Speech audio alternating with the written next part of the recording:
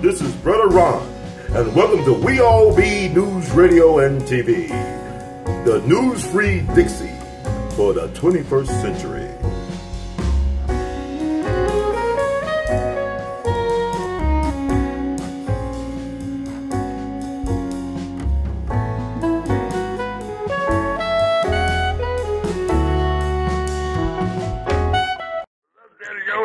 Ladies out there, this is your boy Satchmo Armstrong, broadcasting live from the cabaret in the sky. And when I'm not busy doing my soloing on my two horn, I just tune into the Oliver presents We All Be News and Radio.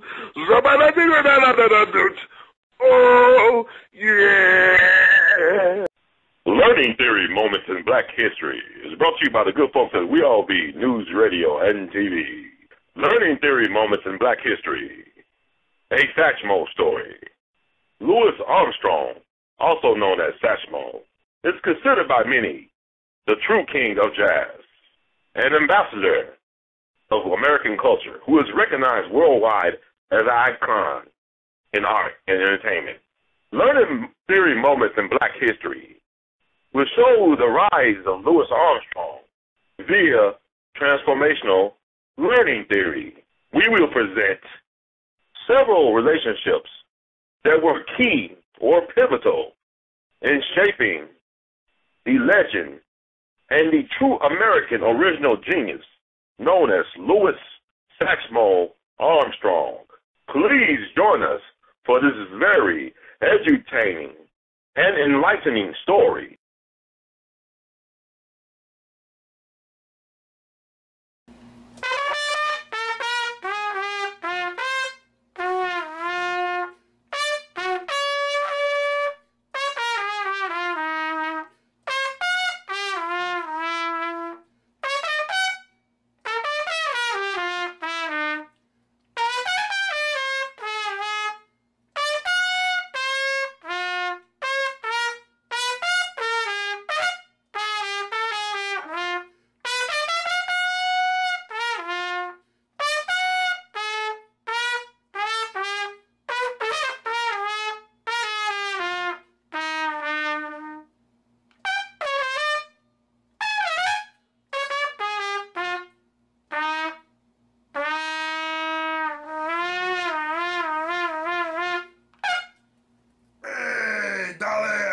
Out there, it's old Pops with my own story.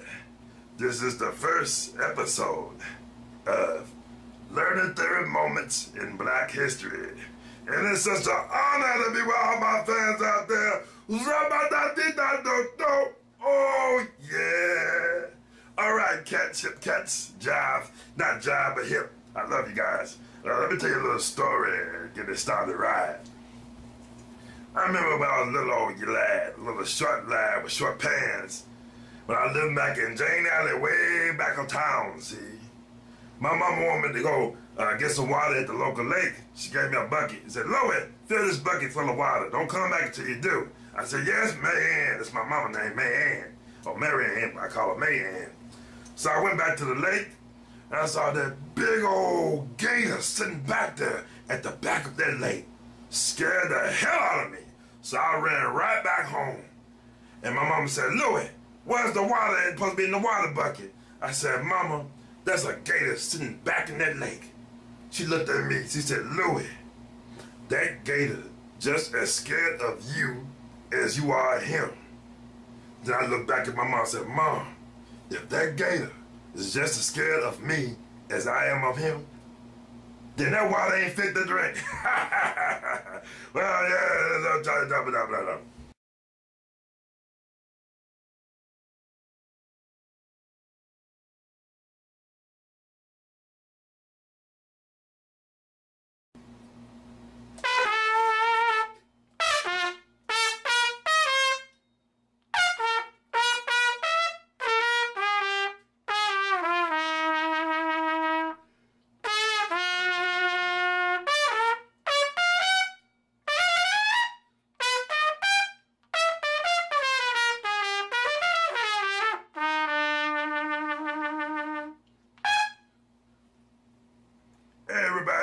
It's your boy Satchmo back again on the ones and twos.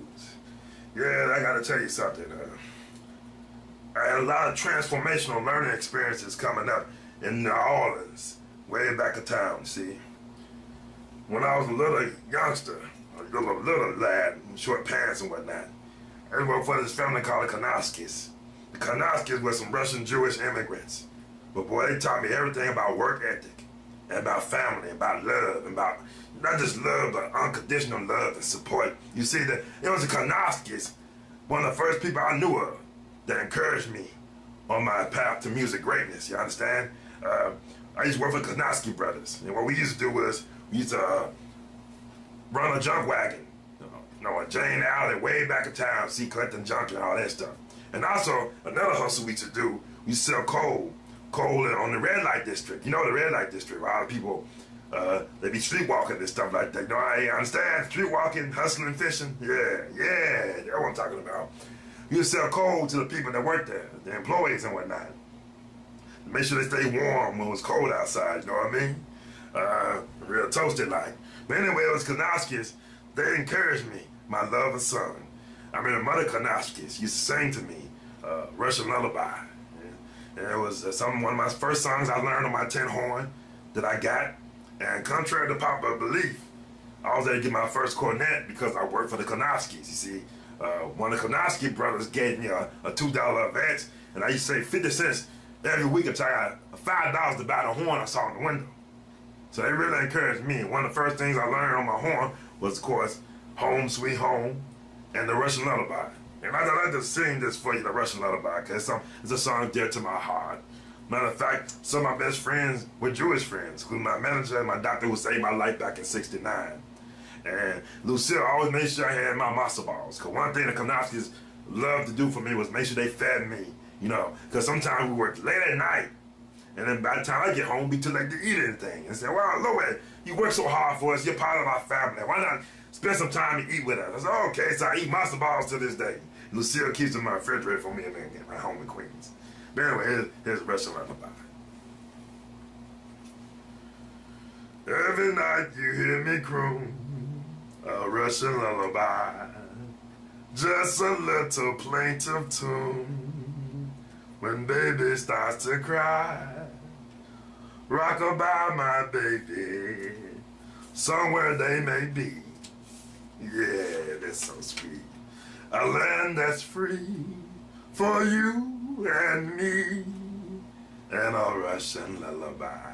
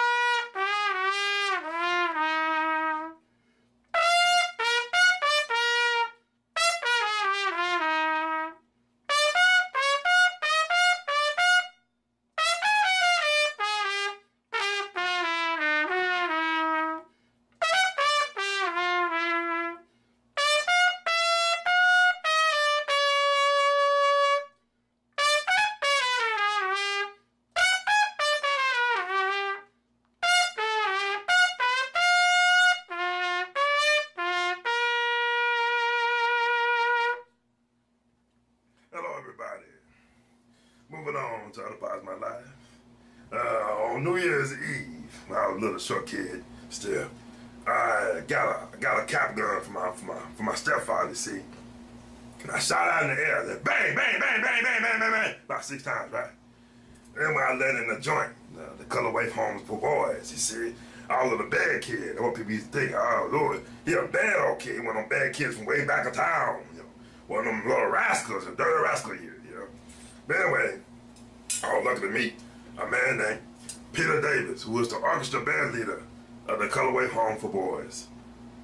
He used to think I was one of them bad kids until he gave me a cornet, and the rest is, shall they say, history. He really took a liking to me. He was like a father figure. You know, he used to take me home on his off days, and you know, his wife used to feed me on great big hampers of red beans and rice. I love red beans and rice, boy. There's a New Orleans street there, red beans and rice. You understand? So he used to feed me, and he also used to teach me food for thought, music knowledge, theory, things of that nature. So I was one of his star players, and it really meant a lot to me to know that a person, when they see you got talent and potential, that they are willing to help you out to reach that talent and potential. And I never forgot Mr. Peter Davis, one of the grandest supporters a person can have coming through on this journey known as life. Yeah, da da dee da da da. Oh yeah.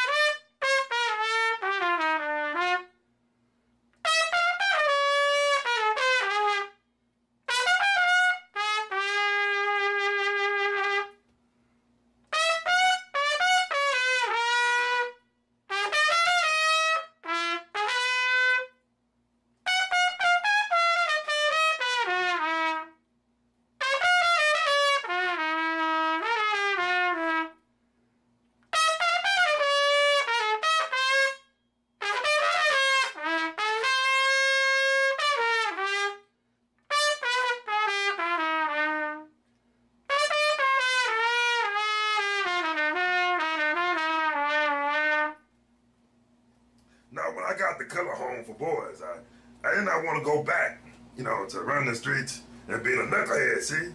I want to use my head to get ahead, you understand? So I spent time looking for mentors one night. Now, I was in a singing boys group of vocal, a quartet, sing on the corners, one of the most popular things going now in New Orleans, you know, on the black hand side, you understand? But I needed a mentor. Every time I went to players like Freddie Kepper, King Freddie Kepper, Buck Johnson, people like that, they'll show me a little bit, but sometimes they didn't show me nothing at all. So I said, man, I really want to learn my horn. Who can teach me how to become a great musician? So I was blessed to run into Papa Joe King Oliver. To me, King Oliver, he's the beginning and he's the end, man. One of the greatest trumpet players to ever come out of New Orleans, you understand? My greatest mentor. When I tell people all the time, when you hear Lewis play, you're hearing echoes of King Oliver.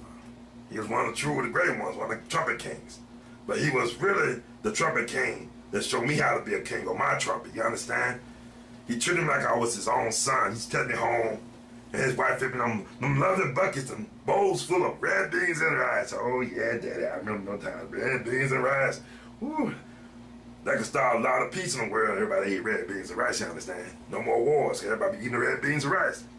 But anyway, Papa Joe treated me like I was his own son. He had no kids, but I feel like I was his adopted son. So I just call him Pops. I said, hey, Pops, how you doing today? He said, hey, Louis, You know, but he had a bad eye. But when I be patrolling out here on one eye, looking like that. Hey, Louis, where you going, boy? You want to play some drum today? You want to be a gig? I said, yeah, Pops, I want to do a gig. Then he take me on this gig to sit in for him. Sometimes you substitute for Joe Oliver when you couldn't make a gig. And I feel like, man, I'm becoming a real musicianaire, as they call it down in New Orleans. A real musicianaire. Because the Papa Joe King Oliver. It was Papa Joe King Oliver. I don't know. I'll be sitting talking to you today. Matter of fact, I don't know. There'll be a Louis Armstrong around Papa Joe King Oliver. Like I said, he's the beginning and the end for me. But you hearing Louis Armstrong play, you hearing the echoes of Oliver. Can you dig it, Daddy? Oh, yeah.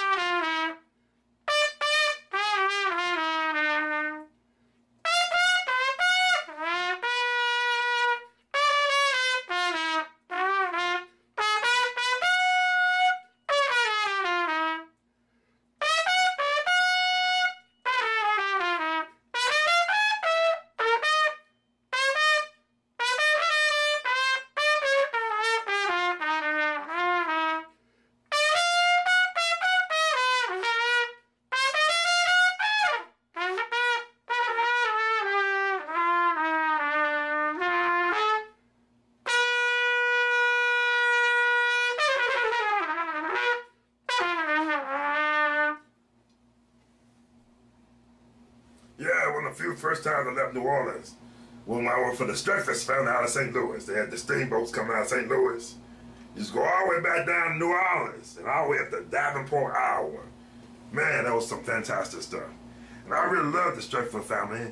Stretfers, Captain Joe Stretfers, you know, he was like Adonis. He had the face of Adonis and the body of a Greek god. He was in great shape, man. Everybody want to be Chippy. Call him Chippy. The chip off the old block, you see. But he ran the Stretford steamboat. Like I said, we used to go down to the muddy New Orleans and all the way up to Davenport, Iowa. You know, and all, you know, they really exposed me because on that New Orleans, I also used to play for this black folk way back to town, Third Ward and stuff like that, for black folks, you know. But when I went on that river, up the lazy river, down the lazy river, then back up the lazy river, I got a chance to see, play for all types of people, you understand? Like, there's some great white musicians, like whatever, you white kid from Davenport, Iowa, the Bix Beiderbecke. Now, that's a beautiful cat. That cat sure can play some horn, you understand? You know, you guys talk about Eminem, you hip-hoppers and stuff, but back in my time, Bix Beiderbecke, to me, was like the Eminem of jazz, but I think, you know, maybe Eminem was like the Bix Beiderbecke of jazz. I understand, I mean, I'm hip-hop, excuse me. I'm just showing my age, Old Pop's getting kind of old, long in the tooth. But anyway, he's a play for them beautiful cats. And, you know, one of my closest friends also, Old Faye. I call white folks Old Faye.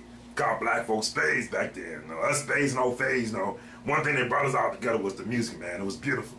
But I met one of my future collaborators, Jack Teagarden, old great trombonist and blues singer who happened to be a white boy from Texas. He heard me play in New Orleans. And it's changed his life according to him after that, you know. But he's a beautiful cat, son. There's no, I think if more people was into music, it'll be bring everybody together, you understand? Put all this war down, all that stuff, you know. Because I said to myself, what a wonderful world. Yeah, that's so beautiful, baby. That's beautiful. I love it. But I'll tell you, for the Stretford family, the guy who ran the band, the orchestra on the steamboat, was a great man named Fate Marable. Black man from St. Louis, man. He had an awesome, beautiful sound on calliope. He could play them organs, man. He really had it steaming. He had it jumping. But he was a great taskmaster, you know what I'm saying? Made sure we hit the right notes. We missed our notes, and it was the fine. Every time we messed up on the bandstand, he found us off the stand. You understand? You know what time is? When he showed me that if you want to do something, you got to be serious about what you're doing. You got to be professional about what you're doing. And that was Faye Marable taught me. The Stretford's family, they were big jazz fans, especially Captain Joe. You know, years later when I made it big time, they actually came from St. Louis to New York to hear me play. And he was a true jazz fan, a true jazz enthusiast. And I really appreciate playing for people like that understand, that gets it. You understand? But Faye Marable was the taskmaster. Matter of fact, there's a whole bunch of us came out of New Orleans. Baby Dodds, Johnny Dodds, and so many of us, came out of New Orleans and played for that brother Faye Marable. He kept the faith and he kept it going. He's a beautiful cat, man, beautiful.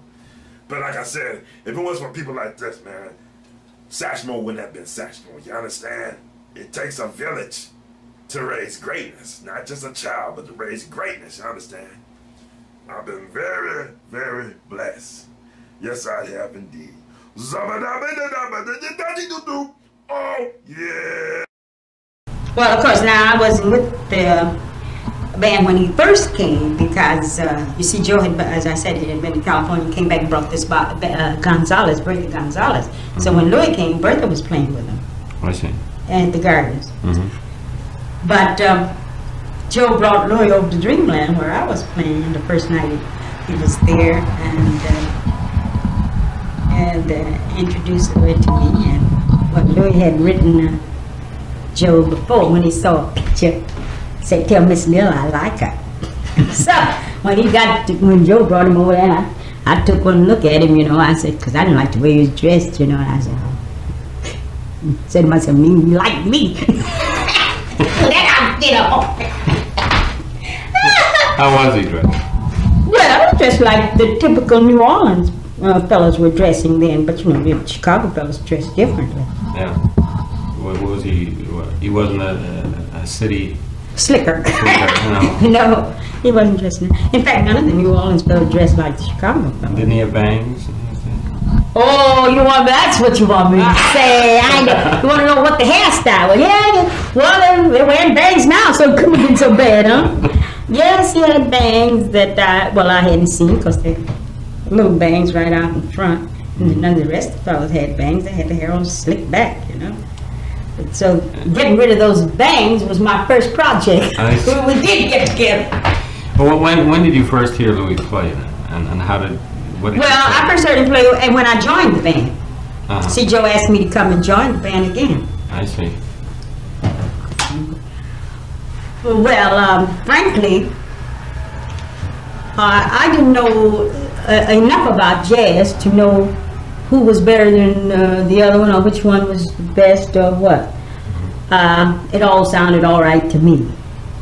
And naturally, too, since Louis was playing second trumpet to Joe, I couldn't distinguish too much. But Joe himself told me one night, he says, Louis plays more trumpet than I'll ever play. He said, but as long as I keep him with me, he won't get ahead of me. I said, yeah. So then I started listening to Louis as best I could, I never told Louis, Joe told me that until 1954. Well, what did he say? Huh? Oh, boy. He was very hurt. Yeah, because that was a big idol. Yeah, I didn't tell him then because I wasn't even, Louis and I weren't sweethearts or anything. Joe just happened to tell me that. But when Louis and I started going together and got married, then I remember Joe telling me that. That's why I insisted on him quitting the band and going out and leaving Joe. No, I didn't tell Louis why, because if I'd said to Louis that Joe said you were better than he is, he would have gone and asked Joe. Joe would have said no, he didn't say it. I'd been the bad one. Right. So I didn't say a thing, but I just started working on it. I told Louis my excuse was I didn't want to be married to a second trumpet player. I wanted the first one.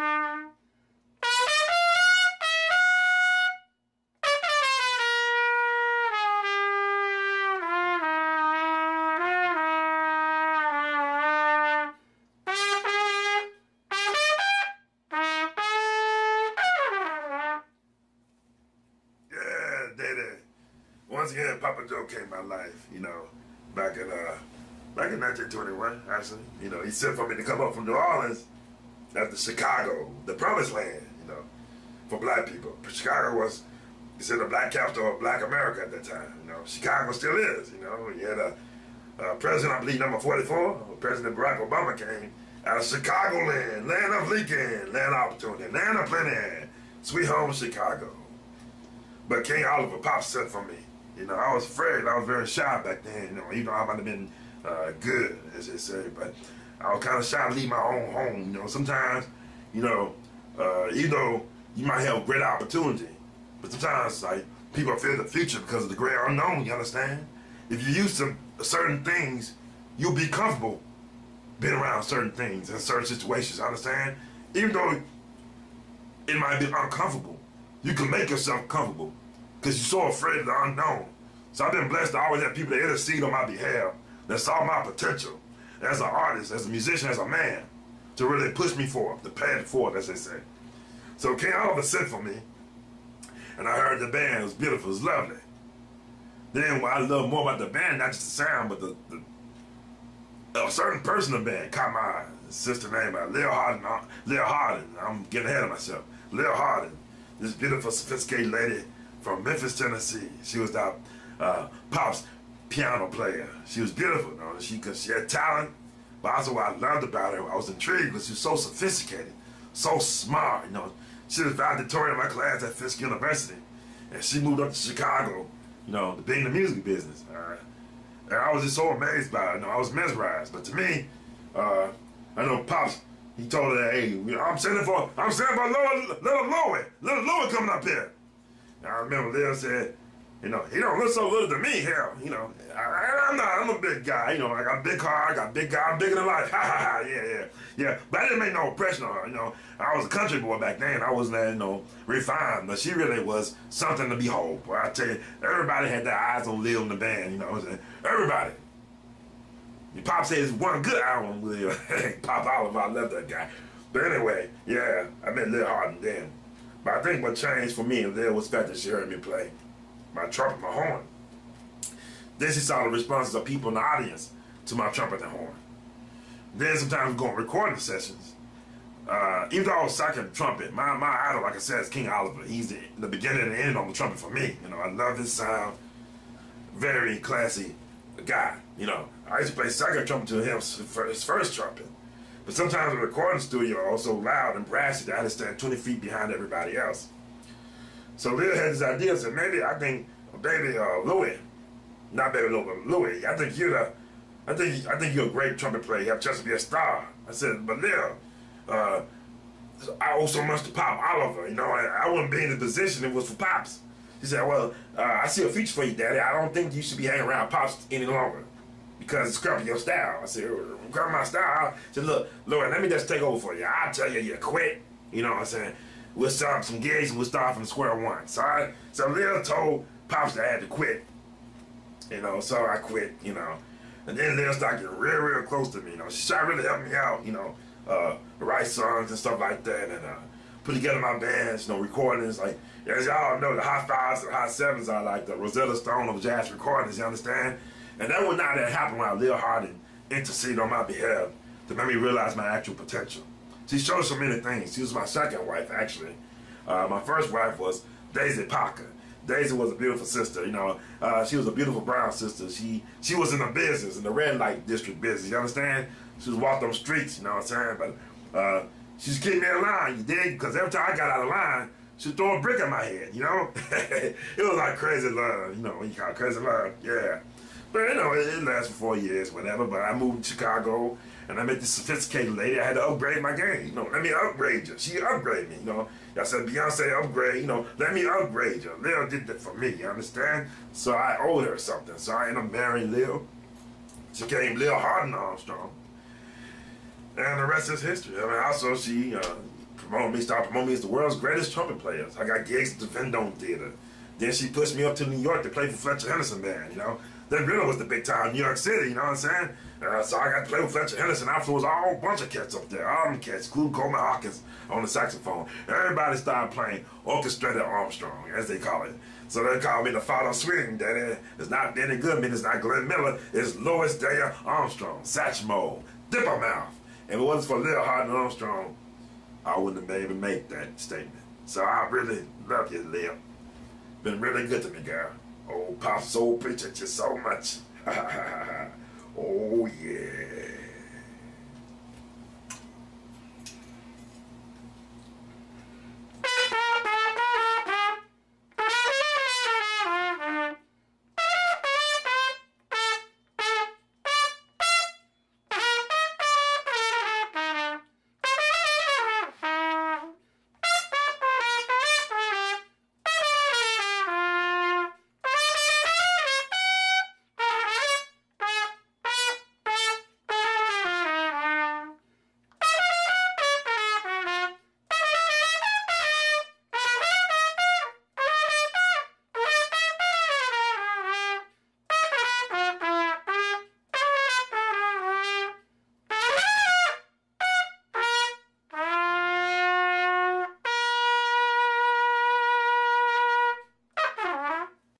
These learning theory moments in black history were brought to you by the good folks at We All Be News Radio and TV.